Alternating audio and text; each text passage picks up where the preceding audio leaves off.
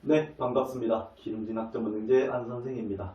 오늘은 이제 학습 설계 아니면 제도 교육 이런 것과는 상관없이 학습자분들이 제게 직접 문의를 할 때 비교적 많이 물어본 내용을 하나 다뤄보려고 합니다. 최근에 많이 물어보신 내용이 학점은행제를 언제 시작하는 게 좋을지, 몇 월 개강반이 좋을지 이런 것도 있었고, 얼마 전에 학위심사 결과가 발표되었죠. 이후에 학위심사 탈락 결과를 받고 제게 문의해 주시는 분들도 많았습니다.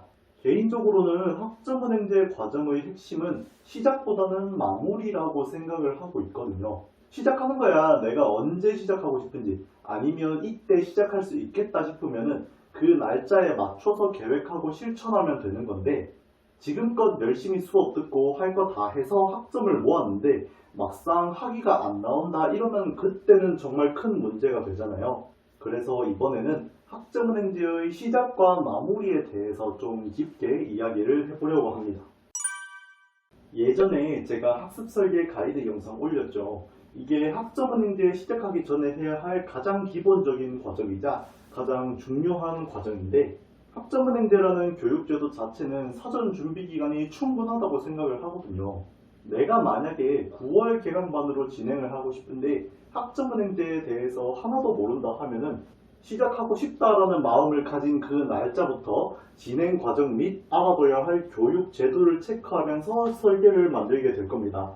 그리고 학점은행제를 시작하기 전에 해야 할 이 사전 작업은 길어야 일주일 정도 걸립니다.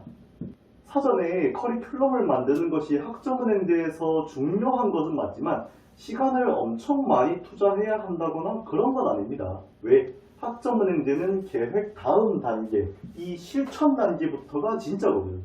계획을 다 했어요. 계획대로만 진행되면 정말 좋겠죠. 좋은데 수업 성적, 자격증 불합격, 독학사 불합격, 전적대학교 학점 인정 여부 등 학점은행제의 설계에 변수를 가져다 줄 요소는 너무나도 많습니다. 그렇다 보니까 수업만 듣고 과정을 진행하는 게 아니라면은 변수 발생 때문에 설계를 일부 수정해야 하는 경우가 심심찮게 발생해요. 공부를 하던 중에 변수가 생겼다. 자격증이나 독학사 시험을 떨어져서 학점이 모자라. 그러면 그때 상황을 보면서 설계를 좀 수정하거나 하겠죠. 아직 마무리 단계까지는 가지도 않았는데 여기까지만 보셔도 시작 단계에서 힘을 빡 주면서 엄청나게 노력해야 할 필요는 없다는 것을 알 수가 있습니다. 시작하기 전부터 이제 막 힘줘서 알아보는 분들도 계시기는 한데, 이때는 계획 만들고 나서 학점 이수 방법에 문제가 없는지, 이대로 하면은 합의가 나오는지 두 개만 확인하시면 됩니다. 계획에서는 방금 말한 두 가지만 체크를 하고 실천 단계에서 변수 발생이 없도록 열심히 공부를 하는 거고, 만약에 일부 변수가 생겼으면 그때 플랜을 조금씩 수정하면서 문제없이 합의를 받을 수 있게끔 해주셔야 합니다. 그런데 여러분, 지금 보시면 계획, 실천 단계 말씀드리고 계획 단계에서 변수가 생기면 그때마다 학위 과정을 조율하는 이유가 뭘까요? 학위 받으려고, 아니면 어떤 학습자분들은 목표 학점 채우려고 하는 거잖아요. 학습자분들마다 학점은행제를 한 이유, 목표가 있을 건데, 학점은행제가 수업만 듣는다고 학위가 나오는가? 아니잖아요. 대학교에서 수강 신청하고 수업 듣고 졸업학점 맞추는 것처럼 학점은행제도 똑같아요. 심지어 학점은행제는 수업을 어디서 들어야 할지, 학점 모은 거 확인하고 이대로 심사하면 학위가 나오는지 전부 학생이 직접 체크를 해주셔야 합니다. 그러면 시작, 실천, 마무리, 이 세 가지 중에서 제일 중요한 건 당연히 마무리죠. 왜? 시작 잘하고 실천 아무리 잘하면 뭐예요? 학위가 안 나오면 지금까지 공부한 이유가 없어지는 건데, 지금 제가 이거를 왜 이렇게 강조를 하는가 하면은 학습자분들이 저한테 언제 시작하는 게 좋을까요? 설계 이렇게 만들었는데 괜찮을까요? 물어보는 거 좋아요. 확인하고 틀렸으면 학점은행제 하면서 고쳐도 되니까. 실천 단계에서 자격증이 떨어졌어요, 독학사가 떨어졌어요, 그러면 어떻게 해야 할까요? 물어보는 거 괜찮아요. 다른 방법을 찾거나 아니면 기간을 좀 연장하면 되니까. 그런데 선생님 저 이번에 학위심사 탈락했는데 어떻게 해야 할까요? 아니면 내년 2월에 학위 취득해야 하는데 학점이 좀 모자라요. 어떻게 해야 할까요? 이렇게 물어보시면 제가 뭐라 해드릴 말이 없죠. 답이 없어요.